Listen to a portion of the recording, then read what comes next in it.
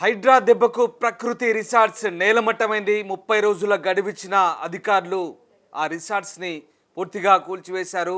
ఈ నేపథ్యంలో తూమ్కుంట మున్సిపాలిటీలో అక్రమ కట్టడాల కూల్చివేత ప్రక్రియ కొనసాగించారు హైడ్రా. అలాగే రెవెన్యూ అధికారులు ఇందులో భాగంగా ఇక ప్రకృతి రిసార్ట్స్, ప్రకృతి కన్వెన్షన్ కూల్చివేశారు. నెల రోజుల క్రితమే ప్రకృతి రిసార్ట్స్ యాజమాన్యానికి నోటీసులు ఇచ్చారు. వారు గతంలో హైకోర్టుకు కూడా వెళ్ళారు. అయితే నెల రోజుల గడువిచ్చినప్పటికీ యాజమాన్యం స్పందించకపోవడంతో హైడ్రా, రెవెన్యూ, మున్సిపల్ అధికారులు చర్యలు చేపట్టారు. అందులో భాగంగా ప్రకృతి రిసార్ట్స్, ప్రకృతి కన్వెన్షన్ను కూల్చివేశారు. ఇక ఆ ప్రాంతంలో అక్రమ కట్టడాలు నిర్మించారంటూ ఫిర్యాదులు అందాయి. ఎఫ్టీఎల్ పరిధిలో, ముఖ్యంగా తోమ్కుంటలోని ఎఫ్టీఎల్ పరిధిలో ఈ అక్రమ నిర్మాణాలు చేపట్టినట్టుగా ఫిర్యాదుల నేపథ్యంలో అధికారులు దీనికి సంబంధించి చర్యలు అయితే తీసుకున్నారు. ముఖ్యంగా కోమటికుంట ఎఫ్టీఎల్ పరిధిలో ఈ అక్రమ కన్వెన్షన్ను అలాగే రిసార్ట్ను నిర్మించినట్టుగా అధికారులు అయితే గుర్తించారు. దీంతో హైడ్రా అధికారులు నెల రోజుల గడువు తర్వాత పూర్తిగా ఆ రిసార్ట్స్ను కన్వెన్షన్ అయితే నేలమట్టం చేసిన పరిస్థితి కనబడుతోంది. ఎస్, మా కొలీగ్ విజయ్ ఉన్నారు. విజయ్, ప్రకృతి రిసార్ట్స్ను అధికారులు కూల్చివేసినట్టుగా తెలుస్తోంది. హైడ్రా అధికారులు ఈ కూల్చివేత ప్రక్రియను ఎలా చేపట్టారు? దీనికంటే ముందు ఏం జరిగింది? రామదాస్, అయితే తూముకుంట మున్సిపాలిటీ పరిధిలోని దేవరాంజల్ గ్రామంలోని కోమటికుంటలో హైడ్రా అక్రమ కట్టడాలను అయితే తొలగించింది. కోమటికుంట ఎఫ్టీఎల్ ఉన్నటువంటి నిర్మాణాలపైన హైడ్రాకు స్థానికులు అయితే ఫిర్యాదులు చేశారు.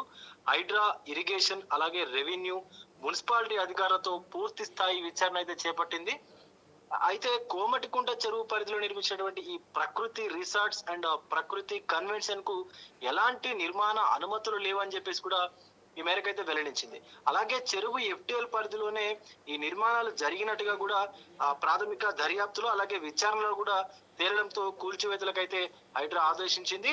హైడ్రా నోటీసుల పైన ప్రకృతి రిసార్ట్స్ అండ్ ప్రకృతి కన్వెన్షన్ ప్రతినిధులు హైకోర్టును కూడా ఆశ్రయించారు గతంలో. అయితే ఇరిగేషన్, అలాగే రెవెన్యూ, మున్సిపాలిటీ అధికారులు ఇచ్చినటువంటి నివేదికల ఆధారంగా చెరువు ఎఫ్టీఎల్ పరిధిలో నిర్మించినటువంటి వాటిని కూల్చివేయాలంటూ కూడా హైకోర్టు అయితే తీర్పునిచ్చింది. తామే తొలగిస్తామని చెప్పి కూడా, అలాగే 30 రోజుల సమయం కావాలని చెప్పి కూడా హైకోర్టును అయితే ప్రకృతి రిసార్ట్ నిర్వాహకులు అయితే కోరారు. 30 రోజులు దాటినా కూడా వాటిని తొలగించకపోవడంతో నేరుగా రంగంలోకి దిగి హైడ్రా అయితే కూల్చివేతలు చేపట్టింది. అయితే హైడ్రా వింటేనే, అంటే హైడ్రా పేరు వింటేనే చాలు మనకు అక్రమార్కుల గుండెల్లో రైళ్లు పరిగెడుతున్నటువంటి పరిస్థితి కూడా కనిపిస్తా ఉంది. చెరువులు, కుంటలు, అలాగే ప్రభుత్వ భూములు ఏవైతే ఉంటాయో వాటన్నింటినీ కూడా కబ్జా చేసి కట్టినటువంటి భారీ బిల్డింగులు, అపార్ట్మెంట్లను సైతం నేలమట్టం చేస్తోంది హైడ్రా. ఇక సికింద్రాబాద్, హైదరాబాద్ లోని ఆక్రమణలకు గురైనటువంటి అక్రమ కట్టడాలు, అలాగే ఆ చెరువులను పరిరక్షించడం, వాటిలో వెలిసినటువంటి అక్రమ కట్టడాలను కూల్చివేయడానికి ప్రత్యేకంగా మనకి యొక్క హైడ్రా వ్యవస్థను కూడా తెర మీదకి తీసుకొచ్చింది ప్రభుత్వం. అయితే హైడ్రాకు 3000 మంది సిబ్బందిని కూడా దీనికి కేటాయించినట్టుగా కూడా తెలుస్తా ఉంది. అటు ఏవైతే డిఆర్ఎఫ్ బృందాలు కానీ ఇతరత్ర రెవెన్యూకి సంబంధించినటువంటి కొంతమంది అధికారులను కూడా దీనికి కేటాయించినట్టుగా కూడా తెలుస్తా ఉంది. అయితే ఆక్రమణకు గురైనటువంటి మీరాలం, అలాగే బామ్రుక్, అలాగే ఉద్ధవుల, ఇంకా మాదాపూర్, తమిడికుంట వంటి 8 చెరువులు, అలాగే 12 పార్కు భూములను కూడా ఇప్పటికే హైడ్రా అయితే కాపాడింది. ఆయా చెరువుల ఫుల్ ట్యాంక్ లెవెల్, అలాగే బఫర్ జోన్ లో నిర్మితమైనటువంటి అక్రమ కట్టడాలను కూడా నేలమట్టం అయితే చేసింది.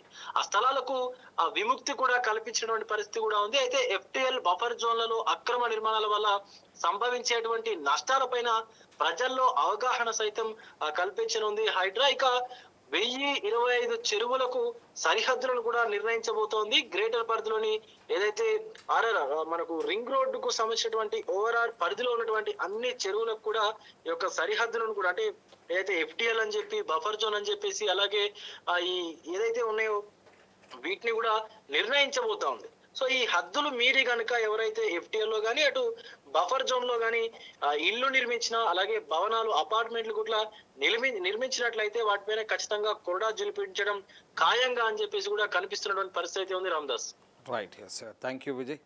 సో హైడ్రా అధికారులు ప్రకృతి రిసార్ట్ను నేలమట్టం చేశారు, ప్రకృతి కన్వెన్షన్ కూడా కూల్చివేశారు.